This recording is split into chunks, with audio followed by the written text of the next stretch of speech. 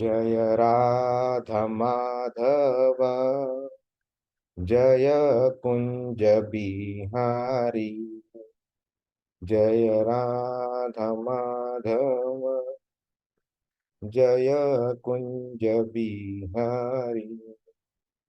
जय गोपी जन वल्लभ गिरिवरधारी। जय गोपी जन वल्लभ गिरिवरधारी। यशोदानंदन व्रज जन रंजन। यशोदानंदन व्रज जन रंजन। यमुना तीर वनचारी। यमुना तीर वनचारी।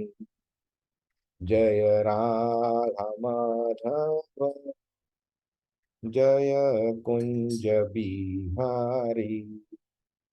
जय राधा माधव जय कुंज बिहारी। हरे कृष्ण कृष्ण कृष्ण हरे हरे, हरे राम राम राम हरे हरे। हरे कृष्ण कृष्ण कृष्ण हरे हरे, हरे राम राम राम हरे हरे। जय राधा श्याम सुंदर राधा श्याम सुंदर राधे। जय कृष्ण बलराम कृष्ण बलराम। जय कृष्ण बलराम। जय गौरान्निताय जय गौरान्निताय। जय जय प्रभुपाद जय श्रील प्रभुपाद। हरिनाम संकीर्तन की जय। श्रीमद् भगवद गीता की जय। श्रील प्रभुपाद की जय।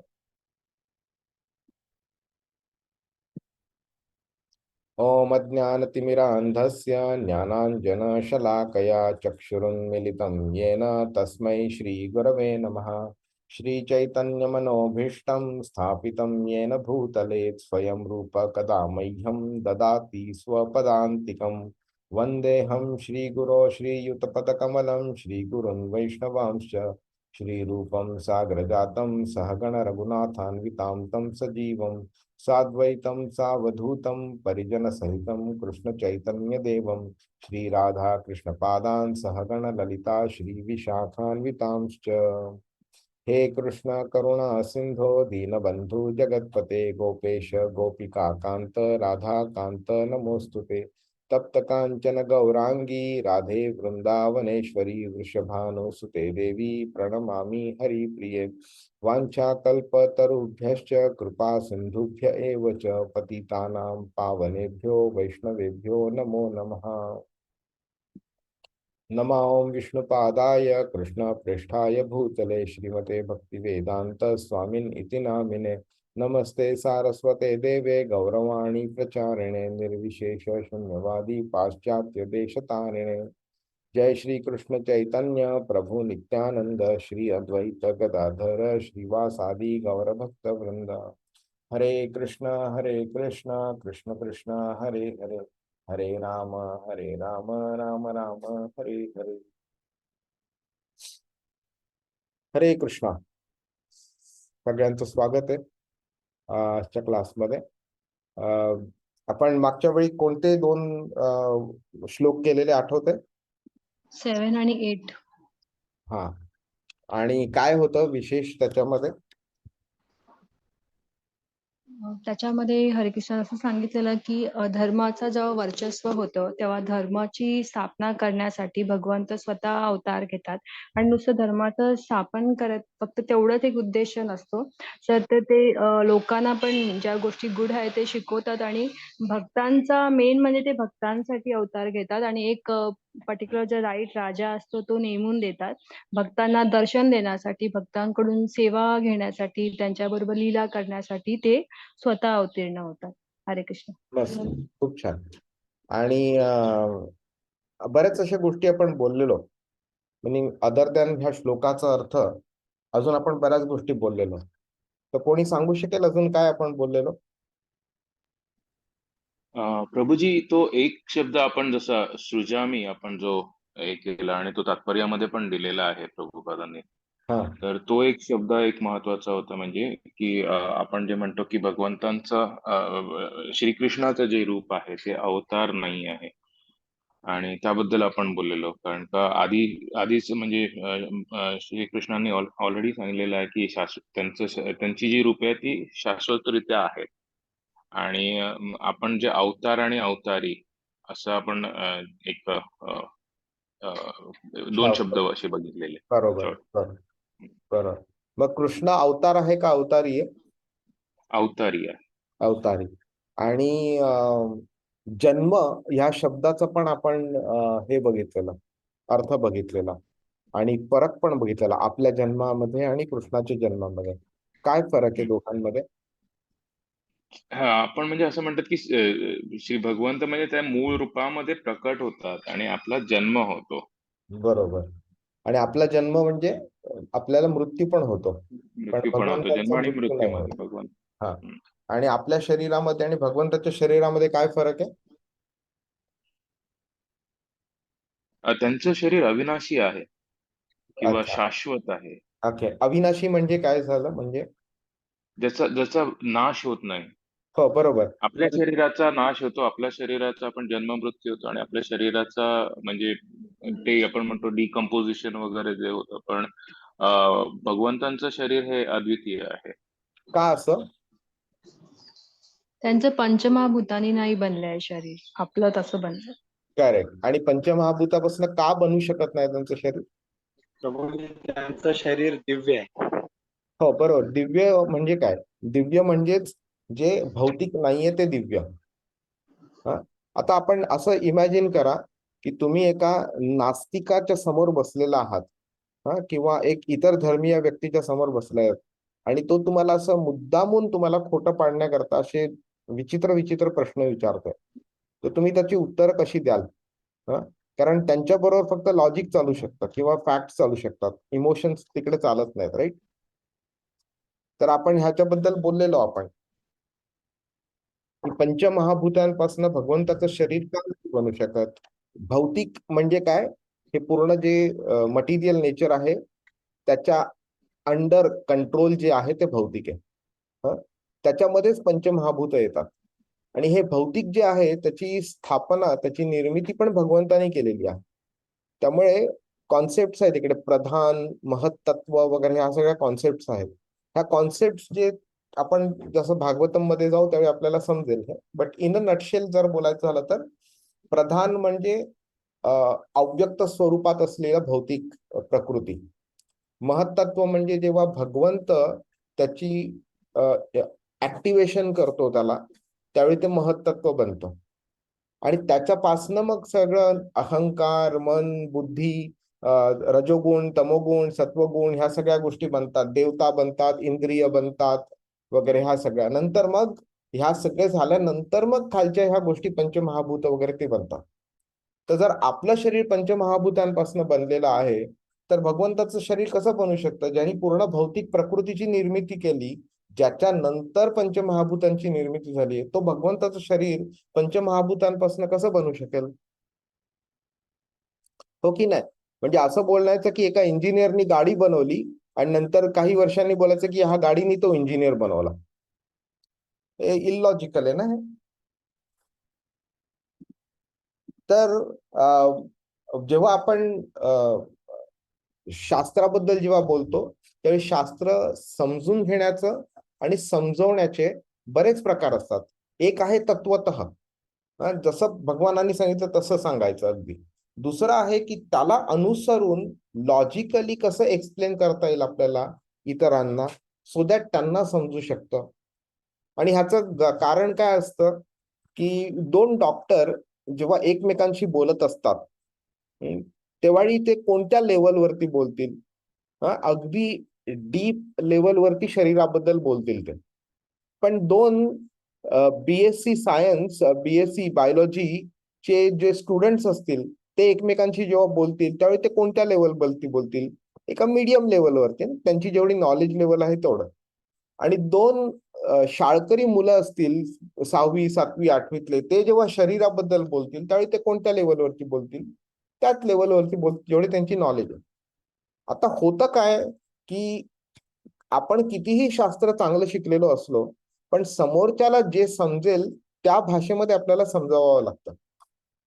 त्यामुळे तुमच्या समोर कोण बसलेला आहे हे जाणून घेणं आणि त्याला कोणत्या भाषेत समजेल हे समजणं, म्हणजे त्याप्रमाणे त्याला समजवता येईल अशा लेवलवरती आपल्याला समजवावं लागतं. ह्याचाच अर्थ काय की बरेच मार्ग जे असतात समजवण्याचे ते आपल्याला शिकून घेतले पाहिजेत आणि इतरांना समजवलं पाहिजे आपण, सो दॅट त्यांचा उद्धार आपण हळूहळू करू शकतो. आणि म्हणून हे समजवण्याचे वेगळे वेगळे प्रकार, न्याय वगैरे हे सगळे जे आहेत ना, वेगळ्या वेगळ्या फिलॉसॉफी, वेदांत, वैशेषिक न्याय वगैरे ह्या सगळ्या वेगळ्या वेगळ्या फिलॉसॉफीच्या सिस्टम्स आहेत त्याप्रमाणे आपण एकमेकांना समजवू शकतो आपण. हरे कृष्णा. प्रश्न आपण कसा विचारावा तर त्याच्यामध्ये सुद्धा हे असतं. श्रीमद भागवतम मध्ये जेव्हा भागवतमची सुरुवात होते बोलायला त्यावेळी तुम्हाला माहिती असेल की पहिल्यांदा शौनक ऋषी आणि 88,000 वेगळे वेगळे जे ऋषी होते त्यांचे शौनक ऋषी हे लीडर होते. तर त्या शौनक ऋषींनी 6 प्रश्न विचारले सूत गोस्वामींना. सूत गोस्वामींनी स्वतःची उत्तर मॅन्युफॅक्चर नाही केली. त्यांनी सांगितलं की मी भागवतम शुकदेव गोस्वामींकडनं ऐकलेलं आहे, तर मी त्यांनी जे सांगितलंय ती उत्तरं तुम्हाला देईन, प्लस माझं स्वतःचं जे रिअलायझेशन आहे त्याच्या बेसिसवरती सांगेन असं. मग शुकदेव गोस्वामींनी काय केलं, स्वतःच परत उत्तर मॅन्युफॅक्चर नाही केलं. त्यांनी व्यासदेवांकडनं जे शिकलं ते त्यांनी शुकदेव गोस्वामींना शिकवलं. व्यासदेवांनी नारद मुनींकडनं जे शिकलं ते शुकदेव गोस्वामींना व्यासदेवांना शिकवलं. व्यासदेवांनी शुकदेव गोस्वामींना शिकवलं जे त्यांनी नारद मुनींकडनं शिकवलं. नारद मुनींनी ब्रह्माकडनं शिकलेलं, ब्रह्मा आणि श्रीकृष्णाकडनं शिकलेलं. त्यामुळे हे जेव्हा नॉलेजची गोष्ट येते ना त्यावेळी आपण आपलं स्वतःचं फक्त जे रिअलायझेशन्स असतात विच ऍडहिअर टू द प्रिन्सिपल्स, जे भगवंतांनी सांगितलेलं आहे त्या प्रिन्सिपल्सच्या अनुसरून जे रिअलायझेशन असतात ते फक्त एक्स्ट्रा आपण सांगू शकतो. But otherwise we cannot modify anything of the whole scripture. आणि त्यामुळे काय होतं की बिकॉज मला माझा पर्सनल बेनिफिट काही नाहीये कोणाला ज्ञान देण्यामध्ये, म्हणजे जेव्हा परंपरेतनं ज्ञान येतं त्यावेळी गुरुला स्वतःचं काहीही पर्सनल बेनिफिट नसतो आणि म्हणून त्याला कोणताही मोह नसतो. गुरुला कसलाही त्याला स्वार्थ साधायचा नसतो, काही पर्सनल बेनिफिट नसतो. त्यामुळे तो जेव्हा सांगतो तर पूर्णपणे निस्वार्थीपणे सांगतो आणि काहीही चेंज न करता सांगतो.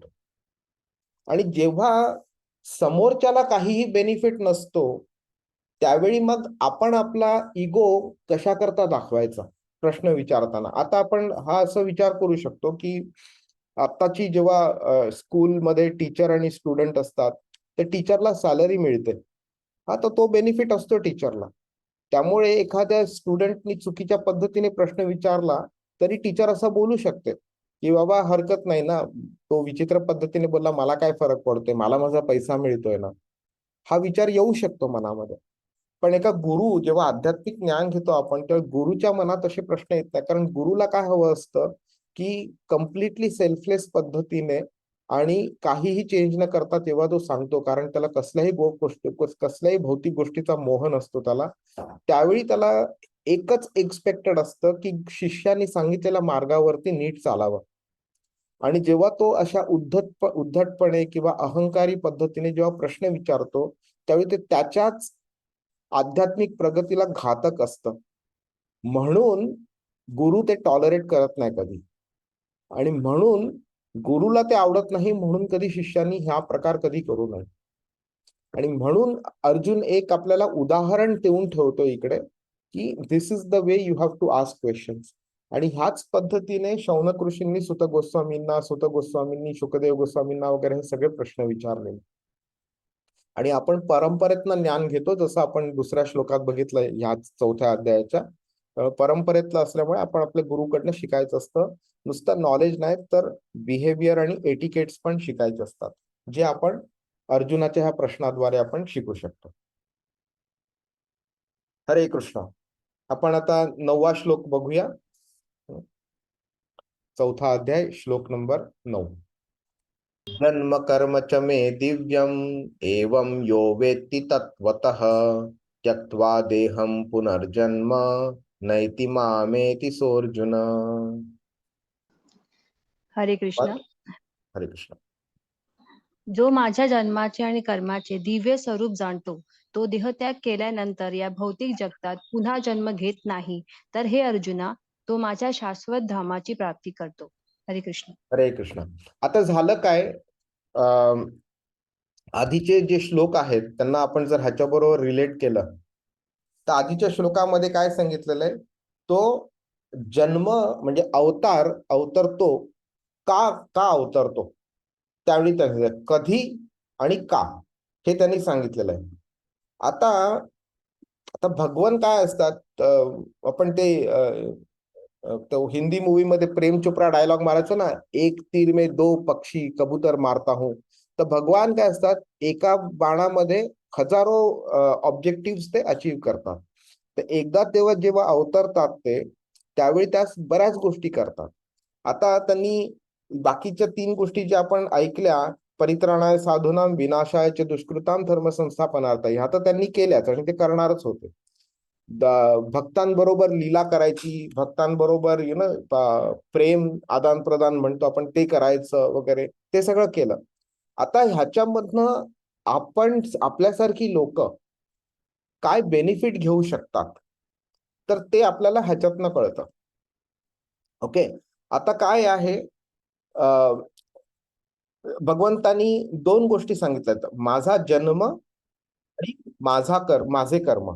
जन्म कर्म चमे दिव्यम, म्हणजे जन्म आणि कर्म माझे जे आहेत हे दिव्य आहेत. दिव्य म्हणजे काय, तर आपण भौतिक प्रकृतीच्या अँगलनी आपली एक बुद्धी क्रिएट झालेली आहे, आपली एक विचार पद्धती क्रिएट झालेली आहे, की आपण प्रत्येक गोष्टीला समोरची एखादी व्यक्ती एखादी गोष्ट करते तर त्याला त्याच्यात काय फायदा आहे हे आपण फाइंड आउट करायचा प्रयत्न करतो. त्याप्रमाणे आपण डिसिजन घेतो की त्याला रिस्पॉन्ड कसं करायचं. पण भगवंत काय बोलतोय की तुम्ही माझे हे ऍक्टिव्हिटीज आहेत हे डायरेक्टली तुम्ही समजूच शकत नाही, कारण ते तुमच्या बुद्धीच्या पलीकडे आहेत. कारण तुमची बुद्धी भौतिक आहे. बुद्धी तुमची बुद्धी दिव्य बुद्धी नाहीये.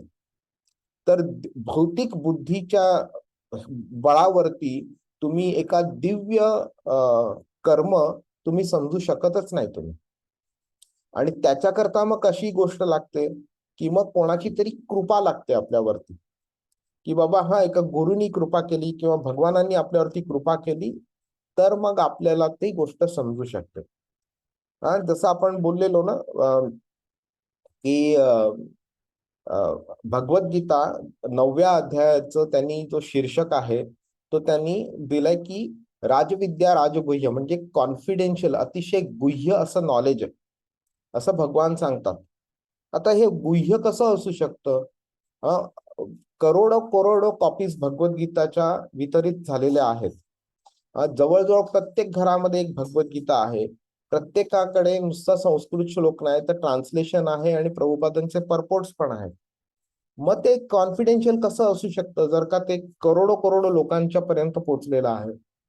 तर असं आहे की आपण समजा एक चायनीज लँग्वेज मध्ये एक पेज आपण प्रिंट केला आणि तो पेज आपण प्रत्येक घरोघरी प्रत्येक व्यक्तीला जाऊन एक कॉपी दिली आणि त्यांना ती वाचायची परवानगी पण दिली आपण त्यांना, तर त्यांना ते वाचता येणार आहे का?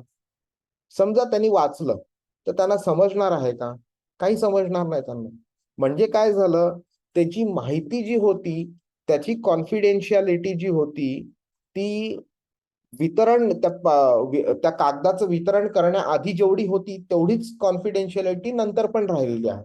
कारण ज्यांना वितरण केलेलं आहे त्यांना ते काही समजलेलंच नाहीये, कारण ते त्यांच्या समजण्याच्या पलीकडे होतं. तसंच भगवद्गीता आहे. जर का तुम्ही स्वतःच्या भौतिक इंटेलिजन्सच्या जोरावरती तुम्ही भगवद्गीता समजायचा प्रयत्न केला तर तुम्हाला हार्डली काही समजेल, नगण्य समजेल तुम्हाला. पण तुम्ही एका गुरुची कृपा मिळवून ती भगवद्गीता समजायचा प्रयत्न केला तर ते 100% समजेल तुम्हाला. आणि हे कधी कधी असं वाटू शकतं हे सुरुवातीला की हे खूप इमोशनल स्टेटमेंट आहे म्हणून, पण विश्वास ठेवा माझ्यावरती, हे आम्ही प्रॅक्टिकली एक्सपिरियन्स करतो. मी लिटरली एव्हरी टाइम आपण जे मंगलाचरण म्हणतो ना प्रत्येक क्लासच्या सुरुवातीला, त्या मंगलाचरणचा उद्दिष्टच तोच आहे की आपण आपल्या गुरुकडे आपण नमस्कार करतोय, त्याला प्रणाम करतोय त्याला, आणि त्याची कृपा मागतोय आपण. त्या कृपेमुळे जेव्हा गुरु प्रसन्न होऊन आपल्याला कृपा देतात आणि त्याच्यानंतर जेव्हा आपल्याला आपण बोलतो किंवा वाचायचा प्रयत्न करू, त्यांनी जे समजतं ते व्यवस्थित समजतं आपल्याला. आणि हे लिटरली मी प्रत्येक क्लासला एक्सपिरियन्स करतो. मी आपले जेव्हा लेक्चर्स होतात ना, तर कधी कधी रेकॉर्डिंग बरोबर झालंय की नाही वगैरे हे सगळं बघण्याकरता मी माझे कधी क्लासेस परत रिप्ले करतो. त्यावेळी मलाच आश्चर्य वाटतं मी हे कसं बोलू शकलो, मला तर माहिती पण नव्हत्या ह्या गोष्टी. हे असं लिटरली होतं मला. तर हे सगळं पॉसिबल आहे फक्त गुरुच्या कृपेमुळे. आणि म्हणून कृष्ण इथे बोलतायत की हे दिव्य ज्ञान आहे. दिव्य ज्ञान तुम्ही भौतिक इंटेलिजन्सच्या बळावरती तुम्ही मिळवू शकत नाही. त्याच्याकरता फक्त कृपाच लागते. आणि म्हणून भगवद्गीतेमध्ये बऱ्याच श्लोकांमध्ये कृष्णाने हे सांगितलेले भक्त्यामाम अभिजानाती, म्हणजे तुम्ही जर भक्ती केली तर तुम्ही मला संपूर्ण पद्धतीने जाणू शकता. भक्त्या त्वनन्य या शक्य, मिनिंग अनन्य साधारण जर भक्ती केली तर हे शक्य आहे की तुम्ही मला समजू शकता. 18 अध्यायाच्या 55व्या श्लोकामध्ये सांगितलेलं आहे, 11व्या अध्यायाच्या 54व्या श्लोकामध्ये सांगितलेलं आहे. बऱ्याच ठिकाणी कृष्णाने सांगितलेलं आहे की फक्त भक्ती, प्रेम याच्या बळावरती तुम्ही मला समजू शकता. आणि म्हणून इकडे कृष्ण हे सांगते की यो एवम यो वेत्ती तत्वतः, जो तत्वतः मला समजू शकतो त्याला पुढे काय होतं हे दुसऱ्या ओळीत त्यांनी सांगितलेलं आहे. म्हणजे आता आपण बघू शकतो की बऱ्याच वेळा महाभारत लोकांना ऐकायला आवडतं, पण तुम्हाला माहिती असेल की नाही माहित नाही, पण जेव्हा B.R. चोप्रांची महाभारत सिरियल चालू होती ना, त्यावेळी जेव्हा भगवद्गीता चालू झाली सांगायला, तर जवळजवळ 3 का 4 एपिसोड्स वरती भगवद्गीता सांगितली गेली. खरं तर 3-4 जन्म पण कमी पडतील भगवद्गीता शिकायला, पण ती पण एक सिरियल आहे त्यामुळे त्याला लिमिट होतं. तर त्याच्या 3-4 एपिसोड्स मध्ये भगवद्गीता सांगितली गेली. तर ती भगवद्गीता सांगत असताना आम्ही बऱ्याच लोकांना ऐकायचो आणि आम्ही पण सुद्धा बोलायचो, कारण त्यावेळी आम्ही तर म्हणजे ह्या इस्कॉनच्या लाईन मध्ये आलो पण नव्हतो. तर त्यावेळी आम्हाला पण वाटलं किती बोरिंग आहे म्हणून, युद्ध चालू झालं पाहिजे लवकर, आता युद्ध पाहिजे, कारण ती गोष्ट जी आहे ती आपल्याला आवडते बघायला, आपल्याला ह्या गोष्टी आवडत नाहीत. भगवत फिलॉसॉफी शिकायला आवडत नाही. तर म्हणून आपल्यासारखे म्हणजे त्यावेळी जी व्यक्ती होती, जसं मी होतो तसं असे बरेच लोक आहेत, तर त्यांना ही फिलॉसॉफी तशी शिकायला आवडतच नाही त्यांना. आणि ते जर आवडलं नाही तर तत्वतः कृष्णाला समजणं इम्पॉसिबलच आहे. इथे म्हणून भगवान बोलतायत की मला समजणं एनिवे डिफिकल्ट आहे, त्यातही मी तुम्हाला सांगतोय की तुम्ही तत्वतः मला समजू शकला पाहिजे. आणि जर का कोणी समजू शकलं तर त्याचा बेनिफिट काय आहे पुढे, तर त्यक्त्वा देहम पुनर्जन्म नैति मामेति स्वर्जुन. ओके, म्हणजे काय, तर त्याला पुनर्जन्म कधी घ्यावा लागत नाही. म्हणजे काय झालं बघा, दुसऱ्या अध्यायाच्या 27व्या श्लोकामध्ये कृष्ण बोलला जातस्य हि ध्रुव मृत्यू ध्रुवम जन्म मृतस्य च. जो जन्म घेतो त्याला मृत्यू मिळतो, जो मृत्यू घेतो मृत्यू मिळतो, त्याला जन्म घ्यावा लागतो. हे चक्र चालत राहतं. पण इथे तो सांगतोय त्यक्त्वा देहम पुनर्जन्म. तर आपण बऱ्याच वेळा बोललेलो ना की मनुष्य जन्माचं उद्दिष्ट जे आहे ते उद्दिष्ट म्हणजे कमीत कमी मोक्ष प्राप्ती, कमीत कमी. मोक्षप्राप्ती हे अल्टिमेट ऑब्जेक्टिव्ह नाहीये, पण तरी सुद्धा मी बोलतोय कमीत कमी मोक्ष तरी मिळवायचा प्रयत्न केला पाहिजे आपण. आणि कृष्ण इथे तो मोक्ष तुम्ही कसा मिळवू शकता हे सांगतोय तो इकडे. तिकडे त्यांनी सांगितलं दुसऱ्या अध्यायाच्या 27व्या श्लोकामध्ये की तुम्हाला जन्ममृत्यूच्या चक्रातनं सुटका नाहीये, तुम्हाला ते घ्यावंच लागणार. पण इथे तो सांगतोय नाही, सुटका आहे आणि ही पद्धत आहे. ठीक आहे. आणि मग काय होतं, पुनर्जन्म नाही मिळतो. का मिळतो, का नाही मिळत? कारण तो नैती मामेती, म्हणजे माझ्याकडे तो परत येतो. आता हा श्लोक, पहिला श्लोक आहे भगवद्गीतेमध्ये, जेव्हा कृष्ण मामेती या शब्दाचा वापर करतो, म्हणजे माझ्या धामी, माझ्याकडे तो परत येतो. आणि आता ह्या श्लोकांपर्यंत कृष्णाने अजून तेवढं त्याच्या धामाबद्दल वर्णन केलेलं नाहीये. हे कृष्णाने स्वतःबद्दल पण जास्ती वर्णन नाही केलेलं, पण त्याच्या धामाबद्दल आणि त्याचा धाम किती शाश्वत आहे ह्याचं वर्णन तो 8व्या अध्यायामध्ये 20, 21 आणि 22 या 3 श्लोकांमध्ये करतो. त्यावेळी तो सांगतो अव्यक्तोक्षर इत्युक्तः तमाहु परमाम गतिम यम प्राप्य न निवर्तन्ते तद्धाम परमम मम. तद्धाम परमम, तो जो धाम आहे तो माझा धाम आहे. परमम मम, परम धाम आहे, त्याच्यावरती काही नाहीये. कोणतं आहे की अव्यक्तोक्षर इत्युक्त, ते साधारण लोकांना ते दिसत नाही ते. आणि ते सर्वात शाश्वत आहे, ते म्हणजे ते कधीही डिस्ट्रॉय होऊ शकत नाही, असा तो माझा धाम आहे. आणि त्या धामी कृष्ण बोलतोय की तुम्ही परत येऊ शकता, म्हणजे तुम्हाला परत खालती यायची कधी गरज नाहीये. फक्त एकच रिक्वायरमेंट आहे, एवम यो वेत्ती तत्वतः. तुम्ही माझा जन्म म्हणजे मी का अवतरतो आणि काय कार्य करतो त्यावेळेला, हे माझ्या प्रत्येकाच्या मध्ये, आणि ते का करतो हे तुम्ही तत्वतः समजून घेतलं तर दॅट इटसेल्फ इज इनफ. अजून तुम्हाला काही करायची गरज नाही. तर मग आता आपल्याला वाटू शकतं ना की बाबा हे किती सिंपल आहे, 2-3 क्लासेस ऐकायचे, कृष्णाची कहाणी ऐकायची, आणि बरं म्हणजे इकडे भौतिक जगतामध्ये पण आपण मजा करू शकतो, आणि नंतर कृष्णाने प्रॉमिस केलेलं आहे की आपल्याला पुनर्जन्म घ्यावा लागत नाही, मग इकडे पण मजा तिकडे पण मजा. मग हे काय, ह्याच्यामध्ये चूक आहे, काय पॉसिबल आहे, काय नाही पॉसिबल आहे? तुम्हाला वाटतं असं पॉसिबल आहे म्हणून? नाही, ही तर आता सुरुवात झालेली आहे भगवंतांना समजण्याची. तत्वतः भगवंतांना आपण तेव्हाच समजू शकतो जेव्हा आपण भक्ती मार्गावर जाऊ. अजून आपण भक्ती मार्गाची, म्हणजे आय डोंट नो, भक्ती मार्गाला सुरुवात केली नाही केली, त्या दृष्टीने बेसिकली असं माझं म्हणणं आहे.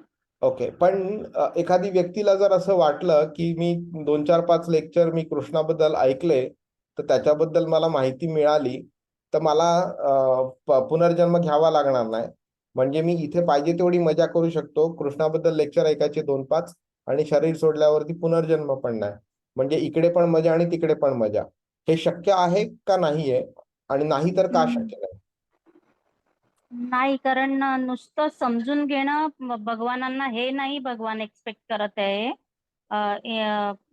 भगवानांनी जे दिलेले उद्देश आहे कृष्ण भगवानांना, की छोट्या छोट्या ज्या पण काय गोष्टी, you start imbibing that in your भौतिक वर्ल्ड, अँड तुम्ही दुसऱ्यांना पण त्या पर्क्युलेट डाऊन, म्हणजे दुसऱ्यांना पण बेसिकली सांगायला सुरुवात करा.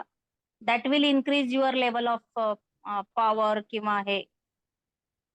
बरं, तर गोष्ट अशी आहे की कृष्णाला तत्वतः आपल्या भौतिक बुद्धीने आपण त्याला समजूच शकणार नाही आपण त्याला, आणि म्हणून तो कॉन्स्टंटली सांगतो की भक्ती केल्यानंतरच तुम्ही मला समजू शकता. तर इथे तो भलेही बोलतोय की जन्म कर्मच मे दिव्यम, त्याच्यामध्ये तो हे नाही बोलत आहे की जो कोण मला तत्वतः समजू शकतो, म्हणजे काय समजलं पाहिजे माझ्याबद्दल आणि कसं समजलं पाहिजे ते सांगतोय, पण कोण समजू शकेल ते नाही सांगत आहे तो इकडे. जे तो पुढच्या काही श्लोकांमध्ये सांगतो, तो सांगतो भक्त्या माम अभिजानाति, मला फक्त एक भक्त समजू शकतो तत्वतः, ततो माम ज्ञात्वा. तर हेच जे आपण बोललो आता, हे उदाहरण घेतलं, ते शक्यच नाहीये कोणाला कृष्णाला समजणं. राम आज रामावरती लोक प्रश्न विचारतात. रामाने सीतेला कसं म्हणजे जर राम खरा देव आहे तर रामाने सीतेचं प्रोटेक्शन का नाही करू शकला? रावण का घेऊन जाऊ शकला? जर तो आपल्या बायकोचं प्रोटेक्शन नाही करू शकत तर तो देव कसला? तर ज्या व्यक्तींनी म्हणजे पुस्तकाचं एक पहिलं पान पण शिकलेलं नाहीये, ती व्यक्ती एका PhD झालेल्या व्यक्तीला प्रश्न विचारण्यासारखा आहे, की आपण आपल्या एका सीमित बुद्धीने आपण भगवंताला प्रश्न विचारतो, की बाबा हे तू काय करतोयस म्हणून, हे तू करतोय ते बरोबर नाही करत. तर असंच आहे हे. आणि बऱ्याच लोकांना तो छाया सीता जी आहे त्याच्याबद्दल काही माहिती पण नाहीये. त्यामुळे बरेच लोक असं बोलतात की सीतेला रावण घेऊन गेला. सीतेला रावण घेऊन गेलाच नाही कधी. रावणाने जी नेली ती छाया सीता होती, ती खरी सीता नव्हती ती. तर ह्या गोष्टींबद्दल माहिती नाही. आणि म्हणजे देव म्हणजे जो सर्वोत्तम आहे, त्याच्यावरती कोणी नाही, ज्याच्या इक्वल पण कोणी नाही, अशा व्यक्तीला प्रश्न विचारण्याचं डेअरिंग दाखवतात लोक. तर हे हे हाच प्रकार आहे की भगवंताची कर्म समजणं आपल्यासारख्या व्यक्तीला इम्पॉसिबल आहे. जर आपण भक्ती मार्गावरती अतिशय दृढपणे चालू केलं आपण आणि बराच मार्ग पुढे आपण गेलो आपण, तर आपण काहीतरी भगवंताबद्दल थोडंफार समजू शकतो आपण. नारद मुनी, जर तुम्ही भागवतम वाचता तर नारद मुनी सुद्धा अचंबित होतात भगवंताच्या लीला बघून. एक वेळ अशी होती, 10व्या स्कंधामध्ये लिहिलेलं आहे, भगवंतांनी 16,108 राण्यांबरोबर लग्न केलेलं आणि प्रत्येक राणीला एक महल त्यांनी दिलेला. आणि भगवंत म्हणजे भगवंत आहेत, त्यांना कसली लिमिट काही नाहीये. तर ते स्वतःला एक्सपांड केलेलं त्यांनी आणि प्रत्येक राणीच्या महलामध्ये एका वेळी प्रत्येक महलामध्ये ते अवेलेबल होते. तर एके दिवशी नारद मुनी असेच खाली आले, ते बोलले चला कृष्णाला भेटूया आपण, बरेच दिवस मी त्याला दर्शन नाही घेतलं त्याचं. म्हणून ते पहिल्या महलामध्ये येतात. तर भगवान त्यांना बघतात आणि अरे वा नारद मुनी तुम्ही आलात, या या या बसा म्हणून त्यांची पादपूजा करतात भगवान, त्यांचे चरण वगैरे धुतात, त्यांच्याशी काही गुजगोष्टी करतात. तर नारद मुनी अचंबित होतात की तुम्ही भगवान आहात, तुमचे पाय आम्ही म्हणजे पूजा केली पाहिजे, तर तुम्ही आमचे पाय कसले धरताय तुम्ही? तर नारद मुनी तोंडातनं एक शब्द बोलू शकत नाहीत, एवढे अचंबित होतात. तर ते तो महल सोडतात आणि दुसऱ्या महलात जातात. तर दुसऱ्या महलात परत कृष्णाला तिकडे बघतात. त्यावेळी ते काहीतरी खात असतात. ते तिकडे परत अचंबित होतात की आधीच्या महलात पण कृष्ण, इकडे पण कृष्ण. तिसऱ्या महलात जातात, तिकडे त्यांना कळतं की ते त्या तिसऱ्या राणीच्या मुलांबरोबर खेळतायत. परत अचंबित होतात, काही बोलू शकत नाहीत. परत चौथ्या महलात जातात, तिकडे ते बायको बरोबर गप्पा मारत असतात. आणि प्रत्येक महलामध्ये जातात, प्रत्येक महलामध्ये त्यांना कृष्ण दिसतो. आणि प्रत्येक महलामध्ये तो काही ना काहीतरी वेगळं काहीतरी करतो. कधी ब्राह्मणांना दान देतोय, कधी गोदान देतोय, कधी हे करतोय, कधी ते करतोय. वेगळा वेगळा हे कार्य करत असतो. आता तुम्ही हा विचार करा, इज इट प्रॅक्टिकली पॉसिबल की आपल्याला हे समजू शकतं लीला? जर आपण एका भौतिक अँगलनी त्याला जर बघितलं तर आपण बोलू हा मी एका वेळी 2 ठिकाणी असू शकत नाही, तर भगवान पण असू शकत नाही. कारण भगवान आपण साधारण समजतो. पण आपल्याला हे कळत नाही की त्यांच्याकडे अशी शक्ती आहे, अशा पॉवर्स आहेत, अशी एलिजिबिलिटी आहे की ते आपण इमॅजिन पण करू शकणार नाही, असे कार्य करू शकतात ते. आणि म्हणून तरी सुद्धा आपण काय करतो, आपल्या इमॅजिनेशनची जी बाउंड्री आहे त्या बाउंड्रीमध्ये आपण त्यांना बांधून ठेवतो आणि मग बोलतो की तुम्ही हे करूच शकत नाहीत आणि तुम्ही हे करणं शक्यच नाहीये. आणि मग आपण नंतर बोलतो की मग बिकॉज तुम्ही बाउंडेड आहात म्हणजे तुम्ही देव नाही. दोन्ही पद्धतीने, उलट्या पद्धतीने आपण त्यांना मेजर करायचा प्रयत्न करतो. आणि अशी व्यक्ती मग भगवंताला तत्वतः कशी समजू शकणार? इम्पॉसिबल. तर रामाबद्दल एक छोटीशी गोष्ट सांगायची तर जेव्हा वनवास चालू होता, 13 वर्ष झाली होती, तर शूर्पणखा जी होती ती ती तुम्हाला तर माहिती आहे ना, ते रामाकडे तिने स्वतःचं रूप बदललं आणि रामाकडे लग्न करायची मागणी केली. तर राम हसला. तो बोलला की मी तर करू शकत नाही, माझं लग्न झालंय, पण माझा जो भाऊ आहे त्याला विचारा तुम्ही, तो करतोय का लग्न म्हणून. तर ती लक्ष्मणाकडे जाते. मग लक्ष्मण तिला सांगतो की अशा अशी कारण आहे, पण मी नाही करू शकत, पण राम परत रामला विचारतो म्हणून. तर ती परत रामाकडे येते. राम परत तिला काहीतरी सांगतो आणि लक्ष्मणाकडे पाठवतो. परत लक्ष्मण तिला काहीतरी सांगतो, रामाकडे पाठवतो. मग ती चिडते आणि तिला जाणवतं की आपली मस्करी केली जाते म्हणून. तर मी ती चिडते आणि ती तिचं खरं रूप दाखवते. आणि मग लक्ष्मण तलवारीने तिचं नाक कापतो. ती खूप राग जावते, रडते आणि ती मग खर आणि दूषण जे तिचे भाऊ आहेत तिच्याकडे जाते. आणि खर आणि दूषण 14,000 दानवांचं सैन्य घेऊन राम आणि लक्ष्मणावरती हल्ला करायला येतात. तर राम लक्ष्मणाला सांगतो की तू सीतेला आतमध्ये घेऊन जा आणि तू रक्षण कर, तिकडे कोणाला दानवाला आतमध्ये येऊन देऊ नकोस, मी इकडे ह्यांच्याशी युद्ध करतो. एकट्या रामानी 14,000 दानवांना काही मिनिटात संपून टाकलं. हा देव आहे, जो देवच करू शकतो. आणि त्यांनी मुद्दामून शूर्पणखा आणि अजून एका व्यक्तीला त्यांनी जिवंत ठेवलं, सो दॅट ती रामाकडे जाऊ शकेल, रावणाकडे जाऊ शकेल हा निरोप घेऊन. तर ती जेव्हा रावणाकडे जाते शूर्पणखा, त्याला सांगण्याकरता की असं असं मला झालंय, तर तू प्लीज रामाशी युद्ध करेन, रामाला मार. तर रावण तेवढा इंटरेस्ट दाखवत नाही तिला तेव्हा, की बाबा मी का मारावं म्हणून, काय गरज एवढं. तर तो इंटरेस्ट दाखवत नाही. मग तिला जेव्हा कळतं की रावण मला जे झालंय त्याचा बदला घ्यायला तेवढा इंटरेस्टेड नाहीये, त्यावेळी ती एक ट्रिक करते रावणाबरोबर. तिला माहिती असतं रावण अतिशय स्त्रीलंपट व्यक्ती आहे, त्यामुळे ती सीतेचं वर्णन त्याच्याकडे करते. ती अशा पद्धतीने वर्णन करते की रावण पाणी पाणी होऊन जातं. आणि मग नंतर ती त्याला बोलते की तुला जर सीता हवी असेल तर तुला रामाशी युद्ध करावं लागेल, आणि जर का आणि युद्ध केलं आणि तू सीताला जिंकलं तर तुला सीता पण मिळेल आणि मला माझा बदला पण मिळेल. तर तो रेडी होतो. मग नंतर तो मरीचकडे जातो. मरीच तो जो हरण बनतो ना, तर मरीचकडे जातो. तर मरीच त्याला सल्ला देतो की बाबा राम हा कोण आहे तुला माहिती नाहीये, प्लीज त्याच्या नादी लागू नकोस, तू कधीच जिंकू शकणार नाही त्याला. तरी पण रावण त्याला इमोशनल ब्लॅकमेल करतो त्यावेळी आणि मरीचला बोलवतो. मग नंतर ती लोक ते ठरवतात की बाबा त्याशी डायरेक्ट युद्ध नाही करायचं, पण कूट पद्धतीने सीतेचं हरण करायचं.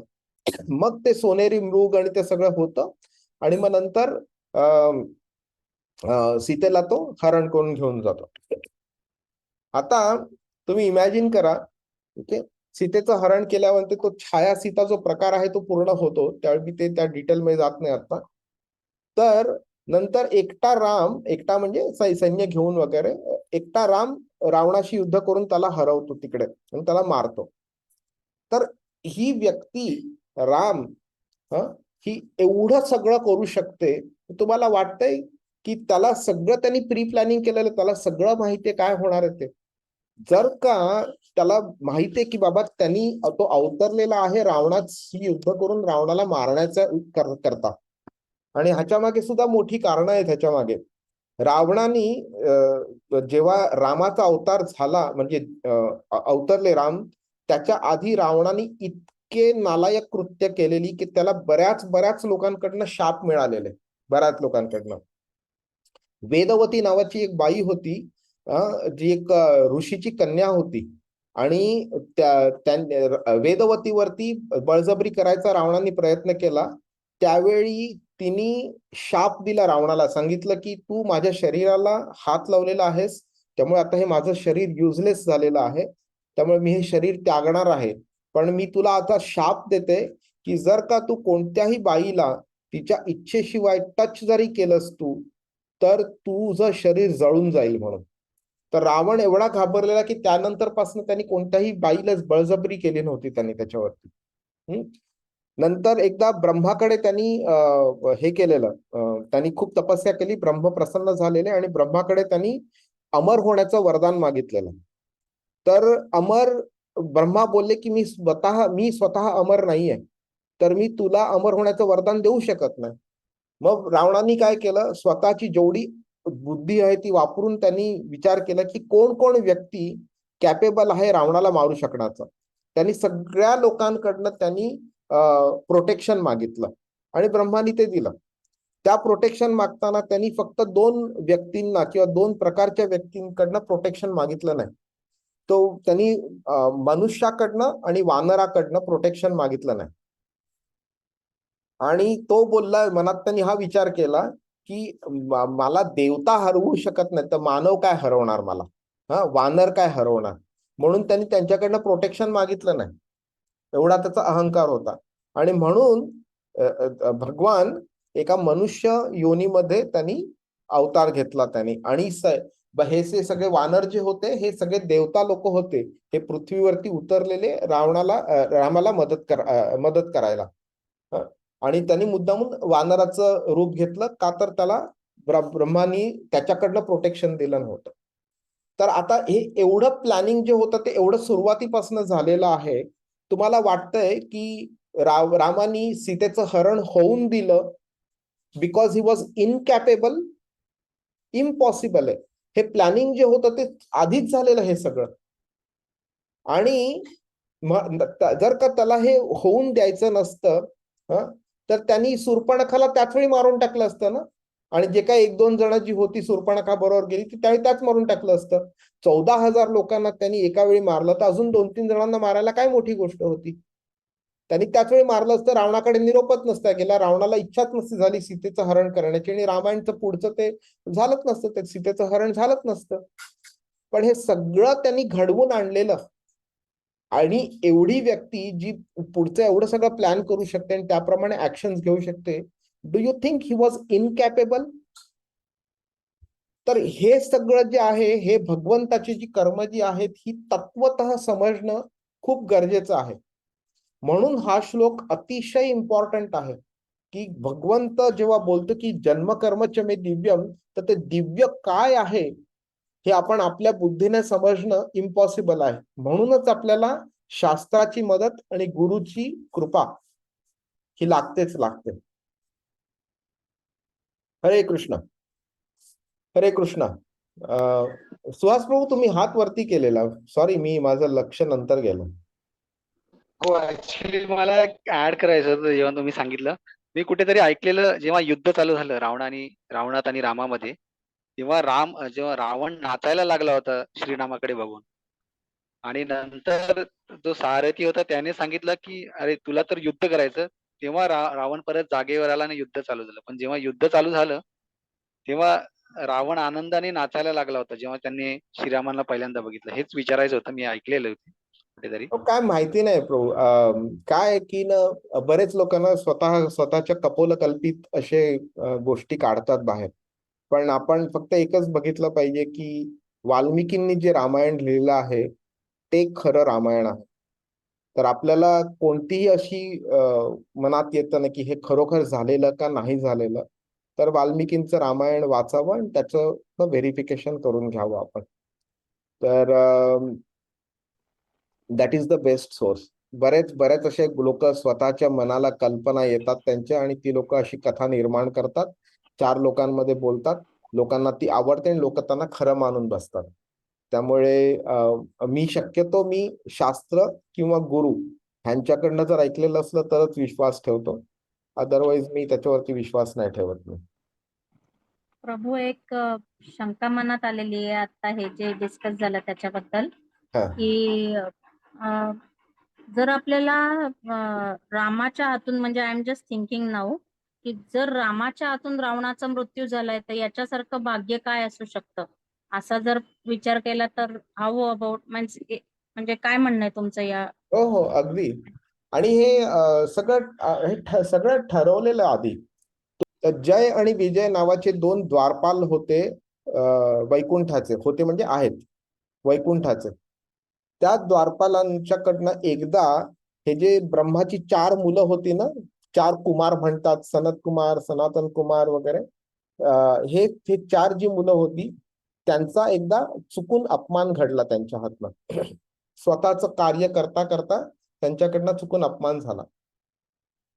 तर त्या 4 कुमारांनी ठरवलं की तुला ह्या अपमानाच्याकडनं तुला एक शिक्षण मिळालं पाहिजे की कसं वागलं पाहिजे आणि कसं नाही वागलं पाहिजे. म्हणून ते खरं ते शाप देतात त्यांना.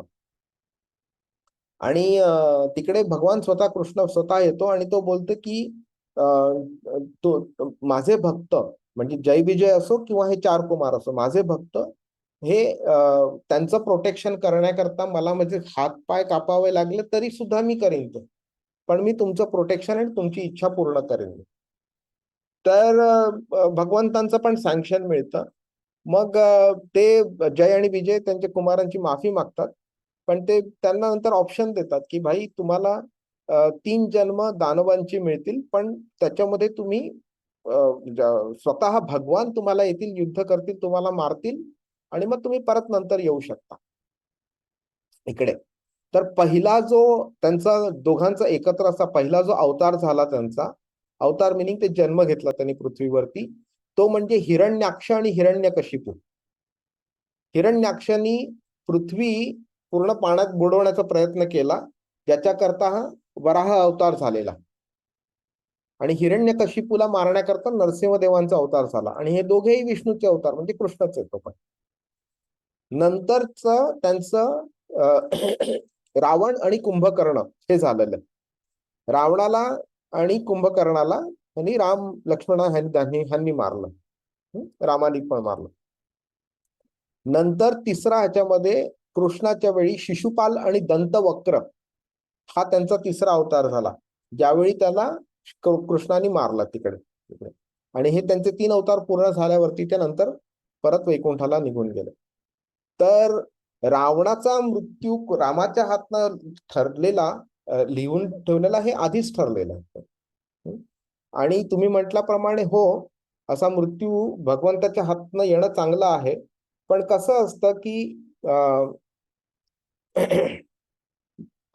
भगवंताशी एक संबंध जेव्हा आपण प्रस्थापित करतो, त्यावेळी 5 प्रायमरी प्रकारचे रिलेशनशिप्स असतात आणि 7 सेकंडरी प्रकारचे रिलेशनशिप असतात. ते हे भागवतामध्ये सांगितलेलं आहे. तर 5 जे प्रायमरी प्रकार, त्याच्यामध्ये सर्वात आधी येतो दास्य. म्हणजे आपण भगवंताची सेवा जेव्हा करतो त्यावेळी दास्यत्व त्या भावातनं आपण सेवा करतो. नंतर असतो पहिला असतो शांतरस, नंतर असतो दास्यरस, नंतर असतो साख्यरस. म्हणजे अर्जुनाची कशी एक सख्य होतं कृष्णाबरोबर, तो साख्यरस झाला. नंतर आहे तो वात्सल्य रस, म्हणजे यशोदा माता, देवकी माता, नंद महाराज वगैरे ह्यांनी जेव्हा आई वडिलांच्या सारखं कृष्णावरती प्रेम केलं, ते झालं वात्सल्य रस. आणि नंतर आहे माधुर्य रस, म्हणजे जे गोपी राधाराणी वगैरे ह्यांनी जे कृष्णावरती प्रेम केलं त्या प्रकारचा रस, ते रिलेशनशिप झालं. हे 5 प्रायमरी झाले आणि तसे 7 सेकंडरी आहेत. त्या 7 सेकंडरी मध्ये एक आहे युद्ध करणं भगवंताशी. तर जे भीष्मानी केलं, रावणानी केलं, हे एका प्रकारचं युद्ध केलं त्यांनी भगवंताबरोबर. भीष्मानी डायरेक्टली कृष्णाबरोबर केलं नाही, पण तो मूड त्याचा तसा होता. त्याला ती एक वेगळी स्टोरी आहे, ते आपण आता नको बोलायला.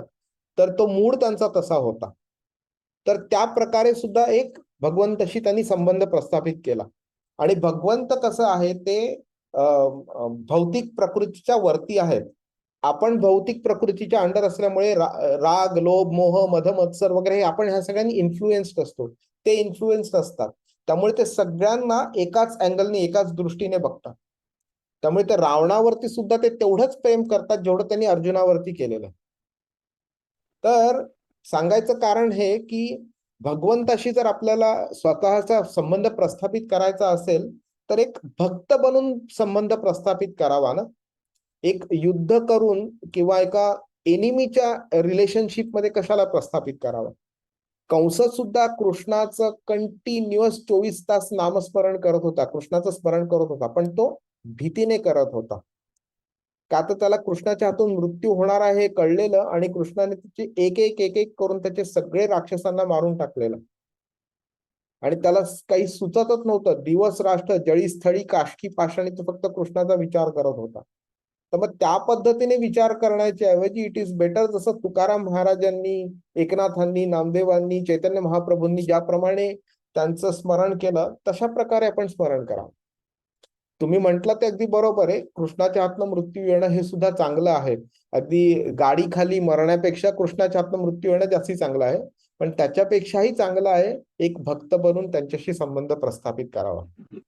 सो डज दिस मीन म्हणजे हरे कृष्ण प्रभूजी, मी आता तुम्ही जे सांगितलं खूपच म्हणजे वेगळ्या लेवलचं म्हणजे एक नवीन इन्फॉर्मेशन कळाली की पाच जे तुम्ही सेवारस किंवा 7 जे सेकंडरी पद्धतीने आहे, तर तो याच्यामध्ये मी समजली की रावणाला सेकंडरी लेवल बेसिकली कन्सिडर केलं गेलं. तर बरोबर. या जरी 2 पद्धती असल्या तरी ऑलवेज भगवंतांना आवडणारी पद्धत ही पहिली म्हणजे प्रायमरी वाली असेल हो असं हो आपण हो हो बरोबर. तर भक्तीचं डेफिनेशन भक्ती रसामृत सिंधू मध्ये दिलेलं आहे. त्याच्यामध्ये त्यांनी सांगितलेलं आहे की भक्ती ही नित्य असली पाहिजे, कन्सिस्टंट आणि अनमोटिवेटेड आणि फेवरेबल असली पाहिजे. कन्सिस्टंट म्हणजे आई जसं मुलावरती प्रेम करते, ती कन्सिस्टंट झालं. आई असं मुलाला बोलत नाही की बाबा आज मी तुला जेवायला नाही देणार, काल मी तुला भरपेट दिलेला, आज नाही, माझी इच्छा नाही. तर तसं नाही आई करत ना. आई 7 दिवस मुलाकरता जेवण बनवते, प्रेम करते. अनमोटिवेटेड म्हणजे का पूर्णपणे निस्वार्थीपणा असतो त्याच्यामध्ये, की बाई त्याच्यामध्ये बाबा मला तुझ्याकडनं फायदा होणार आहे म्हणून मी आज तुझ्यावरती प्रेम करते असं नाही करत आई. तसंच भगवानांच्या बरोबर जेव्हा आपण भक्ती करतो त्यावेळी तशीच. आणि दुसरी गोष्ट म्हणजे फेवरेबल असली पाहिजे. आपण जर पाप पद्धतीने पाप करतोय आपण आणि त्या पाप आपण इतके वाढवलेले आहेत की आता ते पापांपासून आपल्याला म्हणजे जी शिक्षा हवी आहे ती शिक्षा देण्याकरता भगवंताला स्वतःला यावं लागतंय. तर भगवंताला जर आपण विचारलं की मी पाप करून तुला इकडे बोलवलं तर तुला आवडेल का, मी तुझी भक्ती करून तुला बोलवलं इकडे तर तुला आवडेल, तर भगवंत साहजिकच बोलतील ना की धर्माचं आचरण तू ज्या मार्गावरच करशील ते मला जास्ती आवडेल. कारण धर्म प्रस्थापित करण्याकरता इथे भगवान येत आहेत ना. तर धर्माचं पालन करून जर आपण भक्ती करता आली तर जास्ती चांगली आहे. तर भगवान इकडे तेच सांगतायत आपल्याला. हरे कृष्णा. आता आपण पुढचा श्लोक बघूया. हरे कृष्णा. वीतराग भय क्रोधा मन्मया मामुपाश्रिताः बहवो ज्ञान तपसा पूता मद्भावमागताः. अनुवाद. हरे कृष्ण. आसक्ती, भय आणि क्रोध यातून मुक्त झालेले, पूर्णपणे मतपरायण झालेले आणि माझा आश्रय ग्रहण करणारे गत काळातील अनेकानेक मनुष्य माझ्या विषयी ज्ञानामुळे शुद्ध झाले आहेत आणि याप्रमाणे त्या सर्वांना माझ्या विषयीच्या दिव्य प्रेमाची प्राप्ती झाली आहे. हरे कृष्ण. आता आधीच्या श्लोकामध्ये त्यांनी काय सांगितलं की जी व्यक्ती त्याला तत्वतः समजू शकते ती त्याच्या धामी परत जाऊ शकते, त्याच्याकडे परत जाऊ शकते. आता ह्या श्लोकामध्ये तो काय सांगतोय की हे जरी खरं असलं तरी सुद्धा लोकांना ते जमत नाही करायला. आणि ते का जमत नाही, त्यांच्या त्या मार्गावरती काय अडथळे आहेत, तर ते तो ह्या श्लोकामध्ये सांगतो. तर ह्या श्लोकात तो 3 अडथळे सांगतोय: राग, भय आणि क्रोध. ओके, हे 3 अडथळे आहेत. आता हे 3 अडथळ्यांचं रिलेशनशिप काय आहे, तर राग म्हणजे काय, आसक्ती. आसक्ती कोणत्या गोष्टीवरती असते, जर ती भौतिक गोष्टीवरती असली तर ती वाईट, पण आध्यात्मिक गोष्टीवरती, कृष्णावरती, गुरुवरती, गुरुच्या शब्दांवरती, शास्त्रावरती जर का आसक्ती असली तर ती चांगली. तर आसक्ती in itself is not bad, पण आसक्ती कोणत्या गोष्टीवरती आहे आणि ती गोष्ट बॅड का गुड त्याच्यावरनं आपण डिसाइड करतो आसक्ती बॅड का गुड. ठीक आहे. तर एक व्यक्ती जर कृष्णाचा भक्त आहे, 24 तास कृष्णाचं नामस्मरण करतोय, एवढा तो आसक्त आहे कृष्णावरती की त्याला दुसरी गोष्ट सुचतच नाही, तर ती चांगली आसक्ती. पण एखाद्या व्यक्तीला जर का नटनट्या, बिझनेसमन, पैसा, गाडी, बायको, मुलं, बँक बॅलन्स, जॉब, कंपन्या, पॉलिटिक्स, स्पोर्ट्स वगैरे ह्यांच्यावरती जर आसक्ती असेल आणि त्याला त्या व्यतिरिक्त दुसरं काही सुचतच नाही, तर ती आसक्ती वाईट. कारण ज्या व्यक्तींवरती आसक्ती आहे त्या व्यक्ती सुद्धा एक दिवस नष्ट होणार आहेत. तुम्ही स्वतः सुद्धा एक दिवस नष्ट होणार आहात. जे भौतिक जगत आहे, ज्याच्यामध्ये राहून नंतर तुम्हाला ही आसक्ती डेव्हलप झालेली आहे आणि ती तुम्ही मेंटेन करताय आसक्ती, ते भौतिक जगत सुद्धा नष्ट होणार आहे. अव्यक्तादीनी भूतानी व्यक्तमध्यानी भारत अव्यक्त निधनान्यव तत्र का परिदेवना. दुसऱ्या अध्यायाचा 28वा श्लोक जो कृष्ण बोलते की हे सगळं जे आहे ते त्याचं नष्ट होणार आहे, निधन होणार आहे. तर तू ह्याच्याबद्दल तू आसक्ती नको ठेवूस. पण ही आसक्ती जेव्हा आपण भौतिक गोष्टींवरती ठेवतो त्यावेळी दोन गोष्टी होतात. एकतर त्या आसक्तीची पूर्ती होते किंवा पूर्ती होत नाही. पूर्ती नाही झाली तर काय होतं, आपल्याला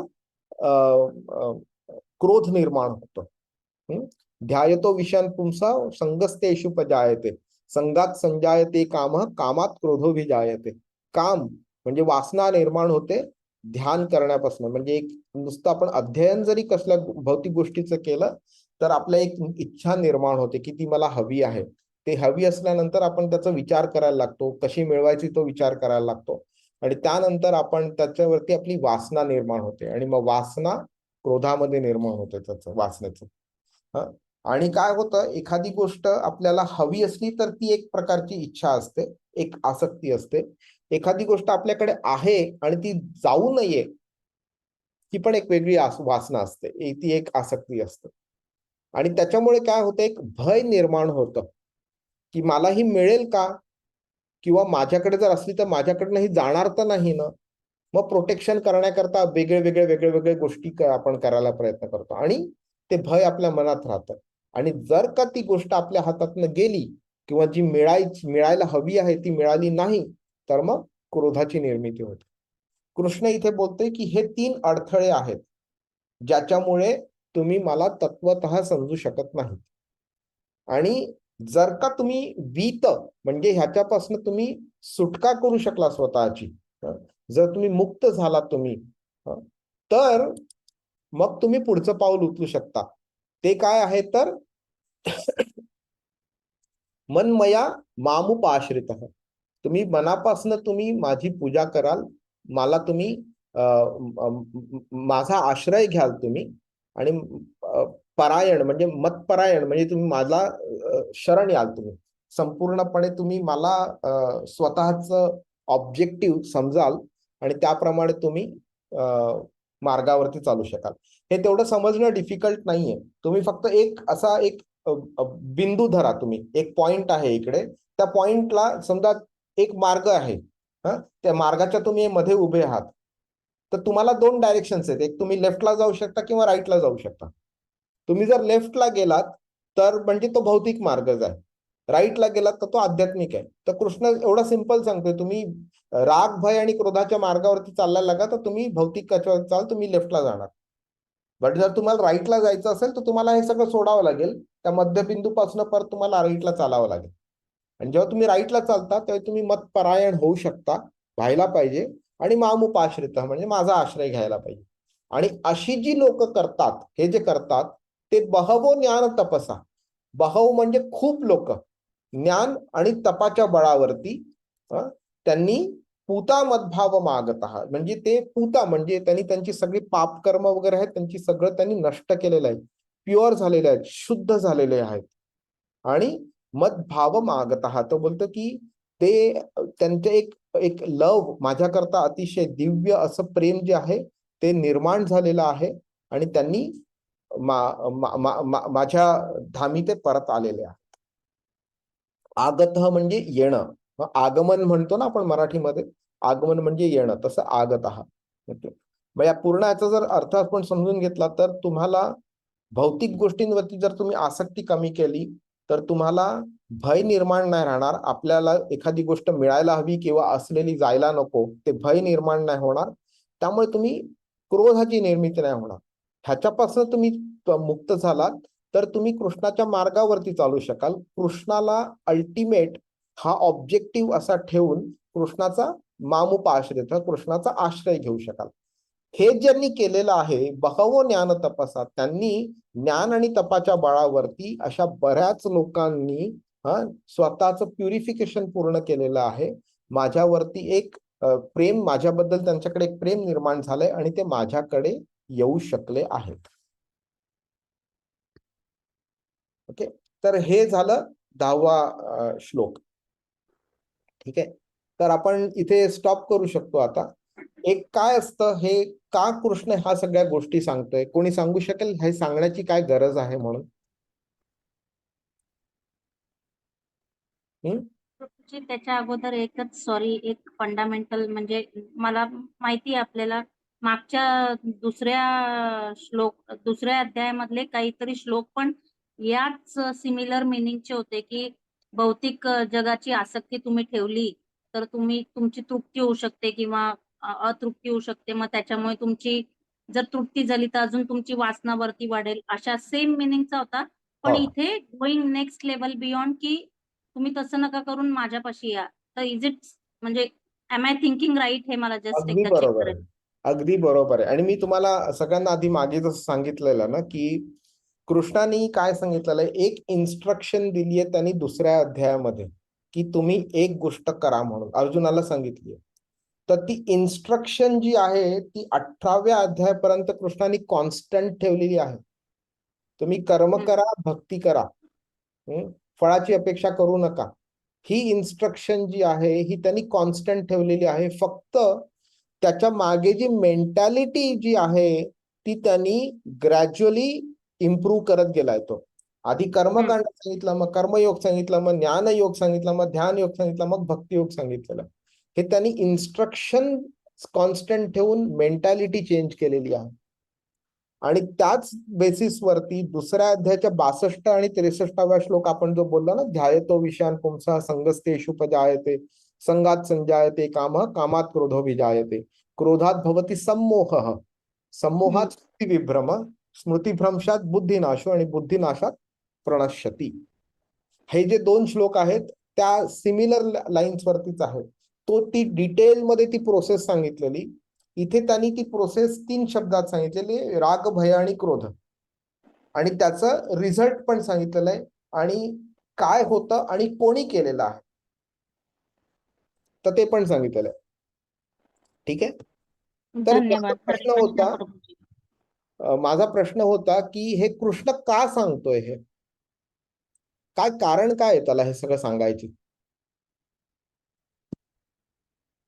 कारण आपल्याला ते प्रायमरी साधक बनवायचंय ते म्हणून. ठीक आहे, पण आता काय होतं की आपण एखाद्या समजा कॉलेजमध्ये ऍडमिशन घ्यायची असेल, युनिव्हर्सिटीमध्ये ऍडमिशन घ्यायची असेल समजा, तर आपण काय करतो त्या युनिव्हर्सिटीमध्ये आतापर्यंत कोणी कोणी शिकलेलं आहे, त्यांनी काय अचीव केलंय आयुष्यामध्ये पुढे, त्या कॉलेजचं रेप्युटेशन जे आहे ते आपण फाइंड आउट करायचा प्रयत्न करतो. कशा पद्धतीने की त्या मार्गावरती त्या कॉलेजमधनं बाहेर जे पडलेले आहेत त्या लोकांनी काय अचीव केलंय त्याच्या बेसिसवरती.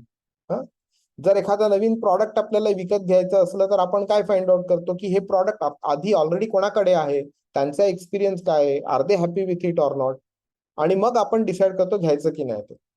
तर इथे कृष्ण काय बोलतोय की तुम्हाला प्रूफ हवं असेल तर हे प्रूफ पण घ्या. बहवो ज्ञान तपसा, आतापर्यंत बऱ्याच लोकांनी ह्या मार्गावरती चाललेले आहेत आणि ते माझ्यापर्यंत ऑलरेडी आलेले पण आहेत. ते मी तुम्हाला कोणता असा मार्ग सांगत नाहीये की जो असाच फक्त टाइमपास फॅशन म्हणून तुम्हाला मूर्ख बनवण्याकरता, वेळ मारून नेण्याकरता मी तुम्हाला काय सांगतोय. हा मार्ग आहे tried and tested and proven successful आहे.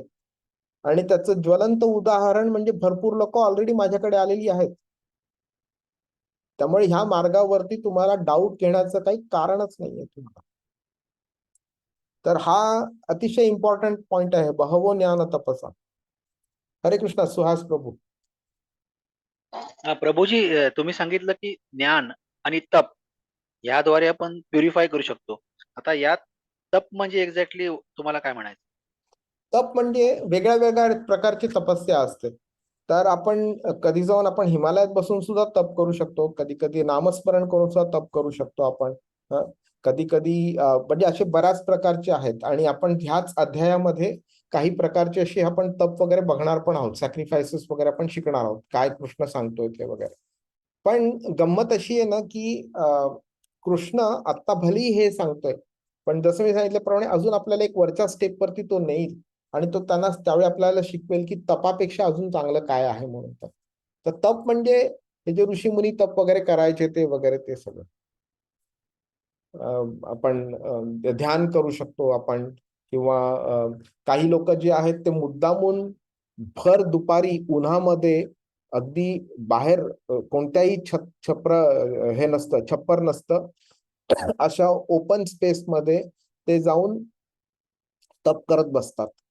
कधी कधी मुद्दामून अशा ठिकाणी, म्हणजे हे आता करत नसतीलही पण हे आधी करायचे, उन्हामध्ये स्वतःच्या भोवती अग्नी लावायचे आणि त्या अग्नीमध्ये सुद्धा आतमध्ये बसून तप करायचे. ते एवढं डिफिकल्ट होतं. कधी कधी बर्फाच्या आतमध्ये जाऊन बसायचं किंवा थंड पाण्याच्या आणि तिकडे तप करत बसायचे. हे अशा प्रकारचे वेगळ्या वेगळ्या लेवलची तप होती. पण हे आपल्याकरता रेकमेंडेड नाहीये. आणि म्हणून ना मी तुम्हाला एक श्लोक सांगतो. मी तुम्हाला आता हा टॉपिक निघालाय म्हणून. हा श्लोक बघा, हा 8व्या अध्यायाचा शेवटचा 28वा श्लोक आहे. ह्याच्यामध्ये कृष्ण काय बोलतो बघा.